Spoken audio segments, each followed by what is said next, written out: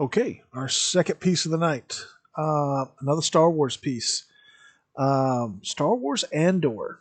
This is something they've been talking about for a while. A spinoff uh, for Andor from the only good movie, really good movie, to come out of the new Star Wars movies, Rogue One. We saw a darker, grittier side to the rebellion, um, more espionage, more true, honest to God, dirty warfare. Um, Basically, that movie was the Dirty Dozen in space, and I really thought it was absolutely awesome. Now there was talk of Andor getting his own series for a while.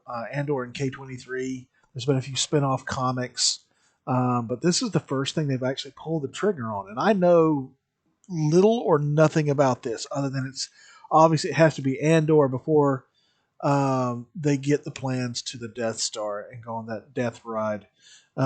Let's see what we got.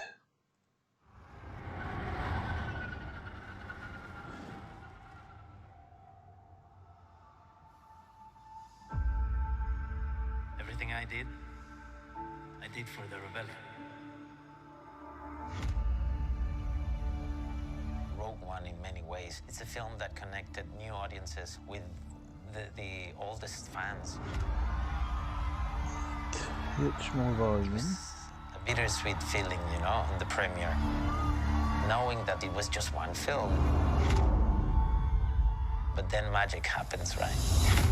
As you can see, we're getting ready. We're building stages, we're rehearsing, we're training, we're trying costumes, we're doing everything to make sure we do the Everybody's best show. wearing masks, which I'm is really excited as having it should the be. chance to explore Cassian. It's really fun to go on a set that is emulating something you like so much. So The enormity of this is like doing a big feature film.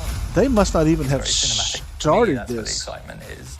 Or 12 barely episodes, started it. 12 scripts, over 200 named cast members, over 6,000 crowd people, a lot of creatures that come in from the creature department. We treat this exactly like we would have filmed. There is no difference in our approach. Every creature and droid that And that is one thing I'll say about this stuff that's coming out of Disney Plus. The production values are through the roof. Everything looks like it could be, part of a feature length film. I'm not disappointed with anything I'm seeing on The Mandalorian.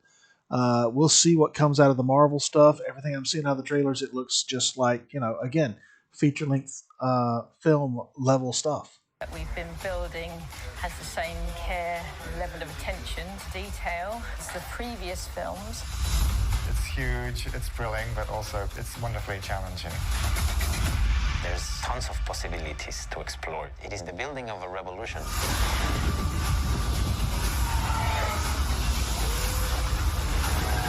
Okay, that was a Venator.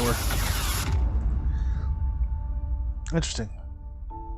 So this is probably going to be during the Rebels era, maybe during or maybe earlier, because Rebels basically leads up to Rogue One.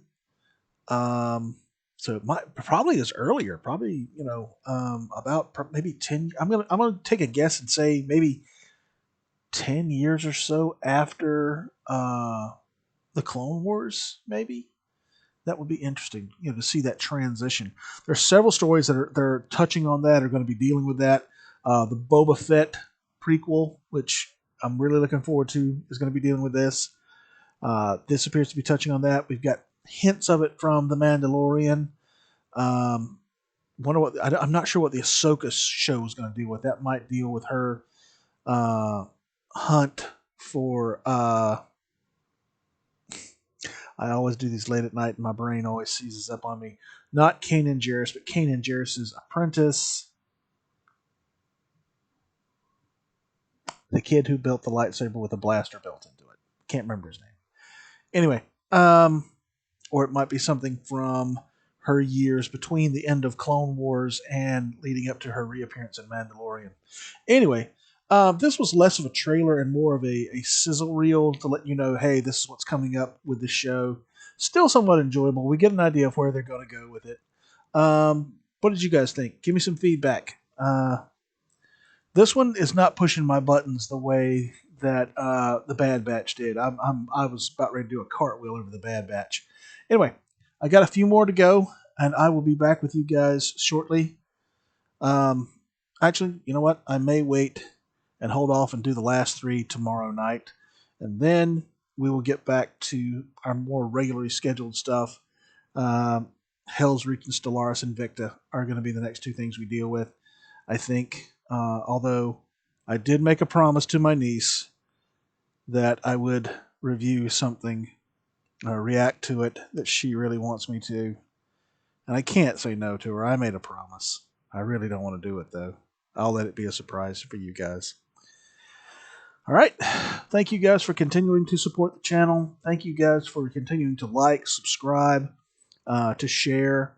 Please continue to comment. I love talking with you guys. I love the give and take of our conversations. I'll catch you guys later. I hope you have a good night.